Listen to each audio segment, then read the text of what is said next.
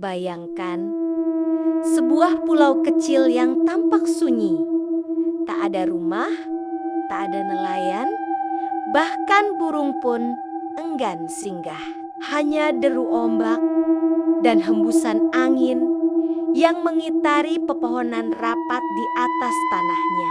Dari kejauhan, pulau itu terlihat biasa saja, tapi semua kapal memilih menjauh karena siapapun yang berani mendekat akan mendengar sesuatu yang tak mungkin datang dari dunia manusia. 70 tahun lalu, masa penjajahan Jepang meninggalkan jejak berdarah. Para tentara mengangkut emas, berlian, dan segala rampasan perang ke sebuah pulau rahasia di timur Indonesia. Tapi setelah harta itu tertimbun rapi, mereka sendiri ditembak mati. 70 nyawa dikubur agar tidak ada seorang pun tahu. Hanya satu anak kapal yang berhasil lolos. Seorang pemuda yang kelak menjadi kakek dari seorang gadis bernama Wati. Kakeknya pernah berbisik bahwa suara langkah kaki tentara masih berbaris di sekitar pulau itu. Jeritan mereka masih menggema di tengah laut, seakan meminta darah baru agar rahasia tetap terkunci.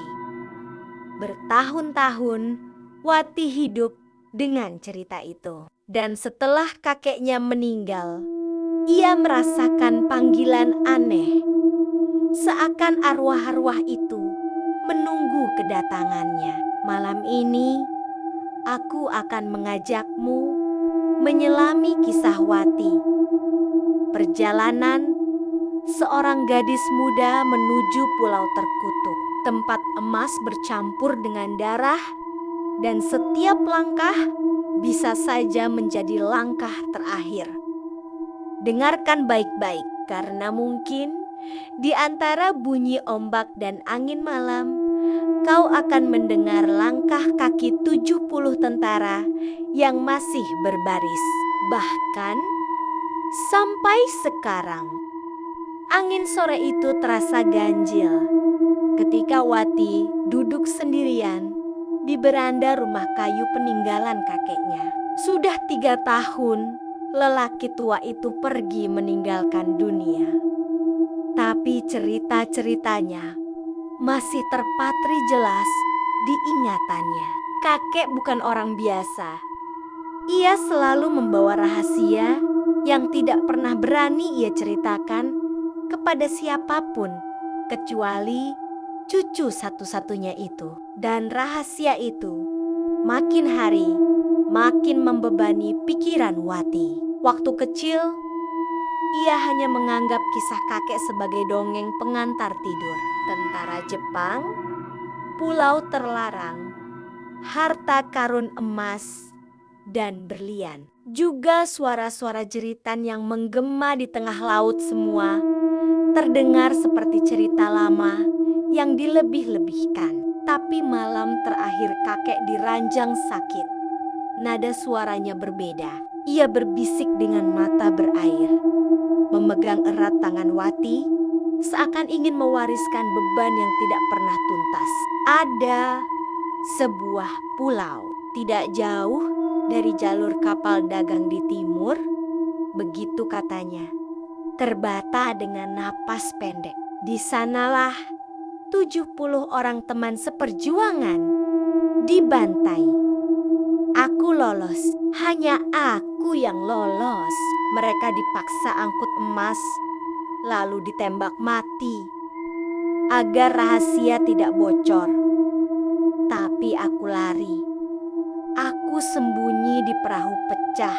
Aku masih bisa melihat mereka ditembak satu persatu. Wati terdiam waktu itu. Terlalu muda untuk benar-benar mencerna rasa sakit yang terpancar dari tatapan kakeknya. Ia hanya mengangguk, mencoba menenangkan. Tapi kakek melanjutkan, pulau itu terkutuk. Suara mereka masih ada. Siapapun yang berani mendekat akan mendengar langkah, jeritan, bahkan pedang samurai yang belum puas. Tapi emas itu masih di sana, tersembunyi di gua kecil di tebing barat. Aku tahu jalannya. Aku tandai dalam pikiranku, tapi tak pernah punya nyali kembali. Itu kata-kata terakhir yang jelas ia dengar sebelum kakek mengembuskan napas terakhir. Sejak hari itu, rasa penasaran tumbuh pelan-pelan. Seperti benih kecil yang tak bisa lagi dicabut. Malam itu, 3 tahun setelah kematian sang kakek, Wati duduk memandangi laut gelap dari dermaga kecil di desanya. Ia merasa ada panggilan, semacam desakan yang tidak bisa dijelaskan dengan logika. Apakah itu hanya imajinasi atau memang suara arwah yang memanggil? Ia tidak tahu. Tapi tekadnya sudah bulat. Ia akan mencari pulau itu. Meski semua orang bilang tempat itu hanyalah cerita horor orang tua. Untuk perjalanan berbahaya semacam ini, Wati tidak mungkin berangkat sendirian. Ia butuh teman. Ia menghubungi Raka, sahabat masa kecil yang kini bekerja sebagai fotografer lepas. Raka punya sifat suka tantangan. Apalagi jika ada cerita mistis. Tanpa banyak tanya, Raka setuju ikut. Lalu ada Mira, teman kampus Wati yang terkenal berani dan keras kepala. Mira tidak percaya hal-hal gaib. Dan justru itulah alasan ia mau ikut untuk membuktikan kalau semua cerita itu hanya mitos. Mereka bertiga sepakat berangkat dengan perahu nelayan sewaan. Perjalanan direncanakan sederhana. Hanya beberapa hari, tapi hati kecil Wati tahu mungkin mereka tidak akan pulang dengan tenang. Hari keberangkatan tiba. Perahu kecil mereka mengarungi laut biru yang tenang di pagi hari. Nelayan yang mengantar mereka sampai titik tertentu berulang kali memperingatkan. Katanya, ada jalur laut yang dihindari semua kapal, terutama pada malam bulan gelap. Banyak cerita tentang suara marching tentara yang berjalan di atas air. Bahkan ada kisah kapal nelayan yang rusak mesinnya begitu melintas dekat pulau itu. Wati mendengarkan dalam diam, semakin yakin kalau semua yang kakeknya ceritakan bukan sekadar dongeng. Malam pertama di laut, sebelum sampai ke pulau, keanehan mulai terjadi. Angin tiba-tiba berhenti bertiup, seakan laut menahan napas. Air yang tadinya beriak lembut mendadak jadi datar, memantulkan langit penuh bintang seperti kaca hitam. Raka yang biasa tenang, kali ini terdiam lama, memegang kameranya tapi tidak mengambil gambar. Mira mencoba bercanda untuk mencairkan suasana, tapi tawanya terdengar kaku. Sekitar tengah malam, suara itu muncul samar-samar. Dari kejauhan terdengar hentakan kaki berbaris. Bukan 1-2, tapi puluhan, teratur, seperti tentara yang berlatih. Suara itu bergema di atas permukaan laut yang kosong. Wati langsung teringat kotek kata kakeknya. Jeritan pun menyusul, lirih, seperti suara orang ditusuk perlahan, lalu ditinggalkan mati. Mira berusaha menyangkal. Katanya itu mungkin suara kapal besar atau burung laut, tapi wajahnya pucat. Raka menoleh pada Wati, dan mereka sama-sama tahu mereka sudah terlalu dekat dengan pulau terkutuk itu. Saat fajar merekah, garis pulau tampak di kejauhan. Hanya sebuah daratan kecil, ditumbuhi pepohonan rapat tanpa tanda kehidupan. Tidak ada nelayan, tidak ada rumah, hanya hutan hijau pekat yang seolah menutup rapat segala rahasia. Burung pun jarang terlihat, membuat pulau itu terasa mati. Begitu kaki mereka menapak di pasir pantai, hawa aneh langsung menyergap. Seperti ada mata-mata tak terlihat yang mengawasi. Angin berhembus membawa bau karat besi dan darah kering. Padahal jelas tidak ada luka atau bangkai di sekitar mereka. Wati mengingat jelas arah yang pernah diceritakan kakeknya ke barat, mengikuti tebing batu yang menjulang.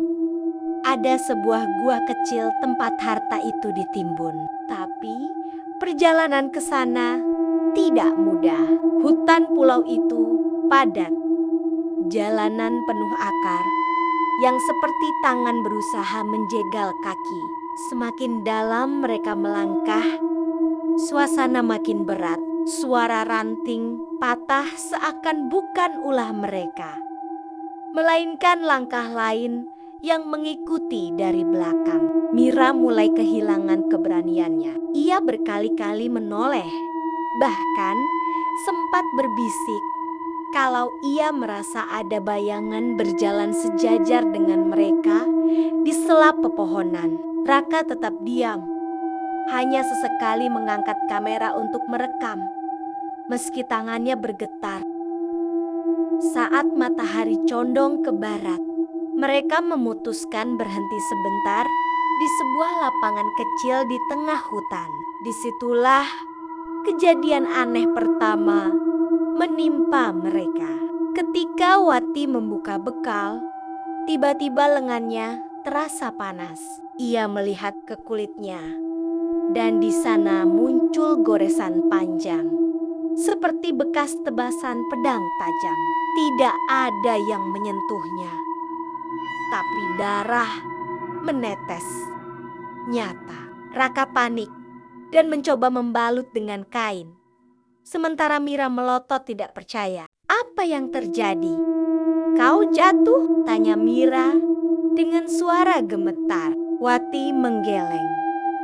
Ia tahu betul ini bukan karena jatuh. Ia ingat lagi peringatan kakeknya. Siapapun yang berani mengusik pulau itu akan merasakan amarah para tentara yang terbunuh. Belum sempat mereka tenang, suara-suara itu kembali terdengar.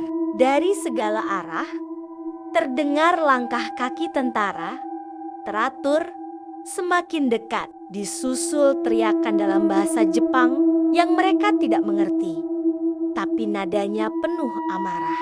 Mira menutup telinganya. Raka memegang erat kamera seakan itu bisa melindungi. Wati hanya bisa berdiri. Tubuhnya bergetar. Luka di lengannya makin dalam, seperti ada pedang tak kasat mata yang terus mengiris. Langit perlahan menggelap meski belum waktunya malam. Pulau itu seolah menelan cahaya, menyisakan mereka bertiga dalam bayangan. Dan di sela kegelapan hutan, samar-samar sosok-sosok berseragam muncul. Bukan manusia hidup, melainkan arwah tentara Jepang dengan wajah pucat, sebagian tanpa kepala, sebagian tubuhnya berlubang peluru, tapi masih menggenggam senapan dan samurai berlumur darah. Wati tahu mereka baru saja melangkah masuk ke neraka yang diwariskan kakeknya. Malam menelan seluruh pulau begitu cepat, seolah matahari sengaja ditarik mundur lebih awal. Api kecil yang mereka buat di tepi pantai hanya mampu menyalakan lingkaran cahaya sempit. Sementara sisanya dikuasai kegelapan pekat. Suara ombak pun terdengar janggal. Kadang terlalu jauh, kadang terlalu dekat. Seperti ada sesuatu yang berjalan di bawah permukaan air. Raka tidak bisa tidur. Ia hanya duduk menatap kamera yang tergeletak di pangkuan. Setiap kali ia mencoba menyalakan, layar bergetar. muncul bayangan wajah pucat berseragam. Dengan mulut menganga, ia mematikan buru-buru. Keringat dingin membasahi pelipis. Mira yang biasanya keras kepala, kini duduk meringkuk memeluk lutut. Sedangkan Wati terdiam. Matanya terus menatap ke arah hutan. Seperti ada yang memanggilnya dari sana. Rasa perih di lengannya semakin tajam. Ketika ia membuka balutan kain, goresan panjang itu bertambah banyak. Seakan pedang tak kasat mata terus mengirisnya perlahan. Darah menetes, membasahi pasir. Tapi yang paling mengerikan, luka itu membentuk pola, mirip huruf kanji yang tak ia mengerti. Ia merinding, menyadari arwah itu mencoba berkomunikasi dengan cara sadis. Suara langkah kembali terdengar. Kali ini jelas, berat, seperti pasukan penuh senjata berjalan di sekitar mereka. Api unggun bergoyang sendiri, meski angin sama sekali tidak bertiup. Lalu terdengar teriakan panjang dalam bahasa Jepang, begitu dekat, seakan seseorang berteriak tepat di telinga mereka. Raka refleks berdiri. Wajahnya pucat pasi. "Aku tidak tahan, Wati. Ini sudah gila." Mira berbisik ketakutan. "Mungkin kita harus pergi sekarang juga, sebelum lebih parah." Tapi Wati menggeleng pelan. Ia merasakan sesuatu yang lebih kuat dari sekadar rasa takut. Ada dorongan aneh yang memaksa dirinya tetap bertahan. Suara-suara itu seakan tidak hanya menakut-nakuti, tapi juga mengarahkan. Seperti mereka sengaja mendorongnya menuju gua tempat harta itu terkubur. Keesokan paginya, matahari hampir tak mampu menembus kabut tebal yang menyelimuti pulau. Udara lembab dan berbau amis. Mereka bertiga berangkat ke arah barat, mengikuti jalur yang pernah digambarkan kakek.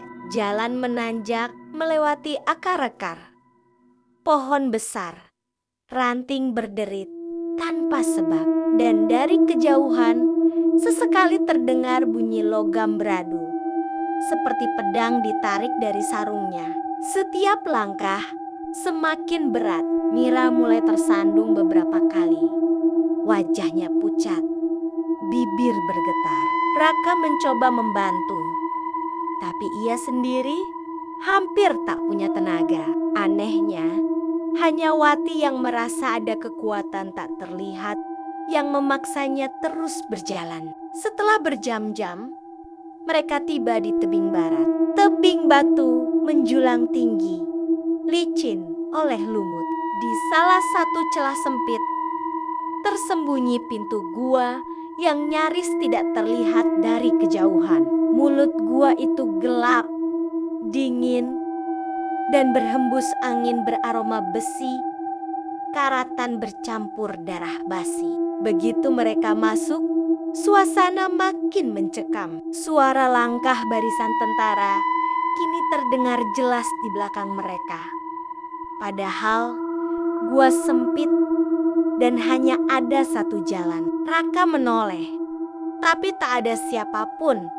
Hanya dinding batu lembab yang bergetar tipis, seperti dipukul dari baliknya. Di dinding gua, mereka menemukan bercak merah tua yang sudah menghitam.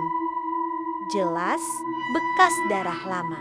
Semakin dalam, bercak itu semakin banyak, hingga akhirnya mereka sampai di ruangan luas yang dipenuhi tengkorak dan tulang berserakan. Ada helm baja Jepang berkarat, senapan patah, dan pedang samurai yang tertancap di tanah.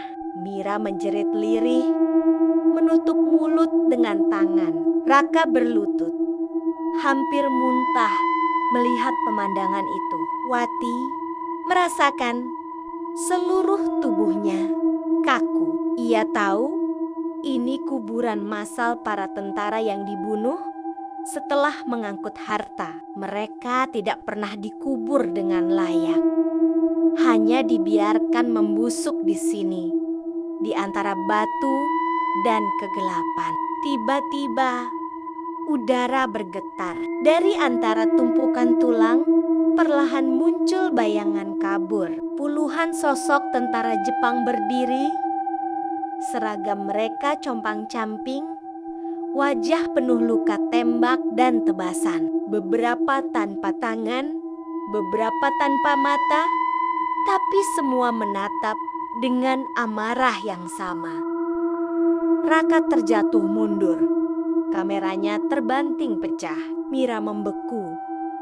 Air mata menetes deras.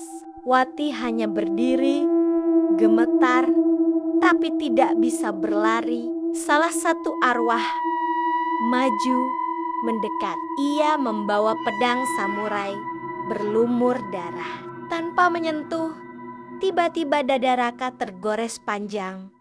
Darah segar menyembur. Raka menjerit, terkapar, mencoba menahan luka yang tiba-tiba muncul. Mira berlari ke arahnya, menangis ketakutan. Tapi sebelum sempat menolong, ia sendiri terhuyung karena pahanya terbelah seperti ditebas pedang. Suara teriakan mereka bercampur gema, jeritan lain, jeritan 70 tentara yang terbunuh. Suara itu memenuhi gua, mengguncang hingga bata-bata kecil berjatuhan dari langit-langit. Wati menangis, berteriak histeris. Kenapa kalian lakukan ini? Apa yang kalian inginkan? Arwah itu tidak menjawab dengan kata-kata. Hanya suara teriakan perang yang menggema. Tapi dalam benaknya, Wati merasa mendengar sesuatu bukan suara, melainkan dorongan yang langsung menembus pikirannya. Mereka tidak ingin harta itu disentuh manusia lagi. Mereka ingin rahasia tetap terkubur bersama darah yang sudah ditumpahkan. Namun, tubuh Wati makin penuh luka. Goresan muncul satu persatu, membentuk pola yang semakin rumit, seakan tubuhnya dijadikan kanvas kutukan. Darah membasahi bajunya. Tapi anehnya, ia belum roboh. Seolah ada kekuatan gaib yang menahannya tetap sadar, memaksanya menyaksikan semua horor itu. Mira menjerit memanggil nama Wati. Suaranya putus asa. Raka sudah tak sanggup berdiri.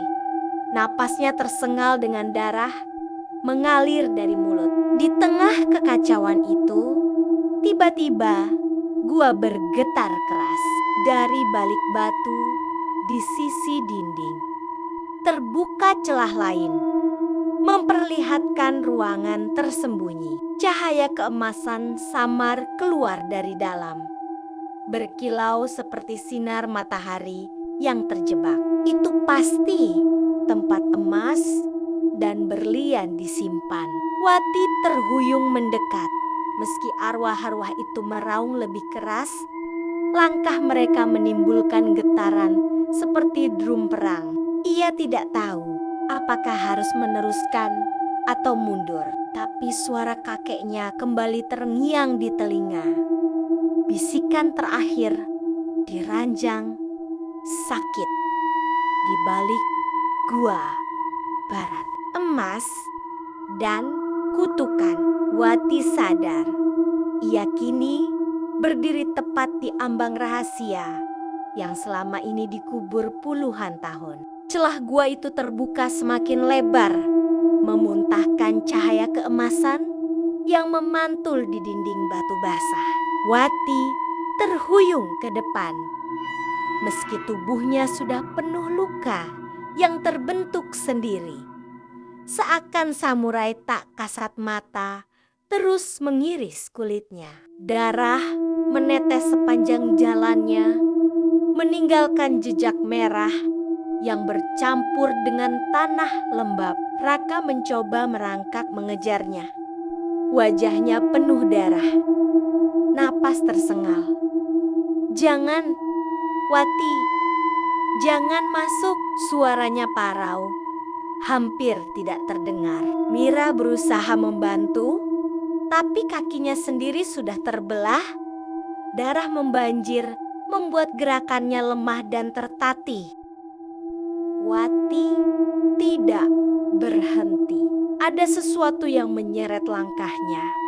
Bukan dengan tangan, melainkan dengan kekuatan tak terlihat.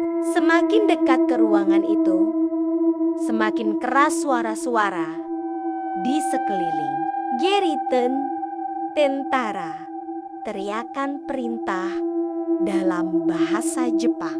Hentakan kaki berbaris, semuanya bersatu. Jadi badai suara yang memekakan telinga. Begitu ia masuk, pandangannya dipenuhi oleh tumpukan peti kayu besar. Ada yang terbuka sedikit, memperlihatkan kilauan emas batangan, perhiasan, dan permata beraneka warna. Aroma logam bercampur debu tua memenuhi udara. Mata Wati membesar antara kagum dan ngeri. Namun sekejap kemudian, cahaya emas itu dipenuhi bayangan hitam. Sosok-sosok arwah tentara Jepang kini berdiri di sekeliling ruangan. Jumlah mereka puluhan. Wajah penuh luka. Mata kosong menyala merah samar. Mereka menatap lurus ke arah Wati. Pedang samurai terangkat, seakan siap menebas. Wati terjatuh berlutut. Tangannya menutupi telinga, tapi suara jeritan makin keras di dalam kepalanya. Ia merasa otaknya akan pecah. Tubuhnya kembali teriris. Kali ini lebih dalam. Darah bercipratan ke tanah. Tapi luka-luka itu kembali membentuk pola. Mirip lingkaran yang rumit. Seakan tubuhnya dijadikan segel baru. Mira berteriak ketakutan dari belakang. "Wati, keluar! Itu bukan buat kita!" Suaranya serak bercampur tangis. Raka berusaha bangkit, tapi tubuhnya lemah. Ia hanya bisa menyaksikan dari jauh. Wajahnya pasrah. Salah satu arwah maju ke depan. Berbeda dari yang lain. Seragamnya masih lebih utuh. Meski wajahnya hancur, tertembus peluru. Ia memegang samurai panjang, lalu mengangkatnya tinggi-tinggi. Tapi bukan untuk menebas Wati, melainkan menusuk tanah di depan tumpukan emas. Suara besi menghantam batu menggema. Lalu tiba-tiba ruangan bergetar keras. Dinding gua bergetar. Debu berjatuhan, dan dari dalam tanah muncul suara bergemuruh. Seperti ada sesuatu yang ingin keluar. Wati menatap dengan mata terbelalak. Tubuhnya gemetar hebat. Ia sadar emas dan berlian itu bukan sekadar harta, tapi segel darah 70 tentara yang dikubur bersama kutukan mereka. Arwah-arwah itu meraung pedong-pedong. Mereka beradu. Suara langkah berbaris menghentak lantai batu. Getaran semakin kuat, membuat Mira terjatuh tersungkur. Raka terhempas ke dinding. Dalam kepalanya, Wati mendengar bisikan samar. Bukan suara kakek, bukan juga suara arwah. Lebih dalam, lebih tua, ambil emas itu, lepaskan segel, atau tinggalkan. Biarkan kami tetap di sini. Wati menutup matanya. Air mata bercampur darah mengalir di wajahnya. Ia teringat wajah kakeknya yang dulu penuh penyesalan. Lelaki tua itu tidak pernah kembali ke pulau ini bukan karena takut mati, tapi karena tahu harga yang harus dibayar bila harta itu disentuh. Namun, dorongan itu begitu kuat. Tangannya gemetar, mendekati salah satu batangan emas. Kilauannya memantul di matanya. Indah sekaligus mengerikan. Begitu ujung jarinya menyentuh permukaan dingin emas, seluruh ruangan meledak dengan cahaya merah. Arwah-arwah tentara menjerit bersamaan. Suara mereka menembus telinga hingga darah menetes keluar dari hidung Wati. Tubuhnya terangkat ke udara. Luka-luka di kulitnya terbuka lagi. Darah menyembur liar. Mira menjerit histeris. Raka mencoba merangkak ke arahnya, tapi tak sanggup. Tiba-tiba, Wati merasakan sesuatu masuk ke dalam tubuhnya. Panas, tajam, seperti ribuan pedang yang menembus sekaligus. Ia menjerit, tapi suaranya hilang. Ditelan gema, jeritan para tentara. Bayangan-bayangan itu menyatu dengannya, masuk melalui luka-luka di kulitnya. Ketika cahaya mereda, Wati jatuh tersungkur. Nafasnya berat, matanya kosong. Tapi saat ia berdiri, ada sesuatu yang berubah. Tatapan matanya kini gelap.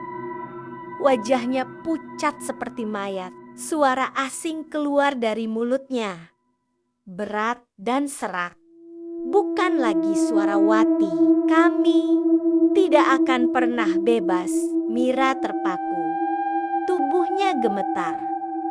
Wati, itu bukan kau. Raka menangis lirih. Sadar, temannya sudah diambil alih oleh Roro tentara itu. Wate atau entitas yang kini menguasainya melangkah pelan mendekati mereka. Samurai tak kasat mata terangkat di udara, siap menebas. Namun sejenak kemudian, mata Wati berkilat lagi dengan sisa kesadarannya. Ia menahan tubuhnya sendiri, bergetar hebat, seakan bertarung dengan puluhan jiwa yang merasukinya. Pergi, cepat, tinggalkan aku. Suaranya lemah, bercampur dengan gema, suara lain yang meraung di dalam gua. Mira merangkak keluar, menyeret Raka yang hampir pingsan. Mereka berdua menangis, menoleh sekali lagi ke arah Wati yang berdiri di tengah cahaya merah. Tubuhnya penuh luka, tapi tegak, melawan sesuatu yang tidak terlihat. Gua kembali bergetar. Batu-batu besar jatuh dari atas. Suara arwah semakin kacau. Jeritan bercampur dengan ledakan batu. Mira dan Raka berhasil keluar tepat sebelum pintu gua runtuh menutup rapat. Mereka tergeletak di pantai, terengah-engah. Tubuh penuh darah dan luka. Dari kejauhan terdengar raungan panjang dari dalam gua, suara ratusan tentara yang hilang bersama ledakan batu terakhir. Pulau itu kembali sunyi, hanya suara ombak yang terdengar. Tidak ada lagi cahaya, tidak ada lagi langkah kaki, tapi Wati tidak pernah keluar. Mira menangis terseduh. Raka hanya bisa menatap kosong ke laut. Mereka tahu Wati telah menjadi bagian dari pulau itu. Segel baru yang menjaga rahasia emas dan kutukan. Sejak hari itu, kabar pulau kecil itu semakin ditakuti. Nelayan yang melintas bersumpah mendengar suara perempuan muda menangis di malam hari, bercampur dengan langkah kaki tentara Jepang yang berbaris tanpa henti. Kapal yang terlalu dekat sering mendengar suara pedang diayunkan. Bahkan ada yang mengaku melihat sosok perempuan berdiri di tebing, tubuhnya penuh luka, tapi matanya bersinar merah. Pulau itu tetap sunyi, emas tetap terkubur, dan jeritan 70 tentara bersama satu jiwa baru terus menghantui laut. Kadang, harta yang ditinggalkan masa lalu bukanlah untuk ditemukan, melainkan untuk dikubur selamanya bersama darah dan jeritan mereka yang mati.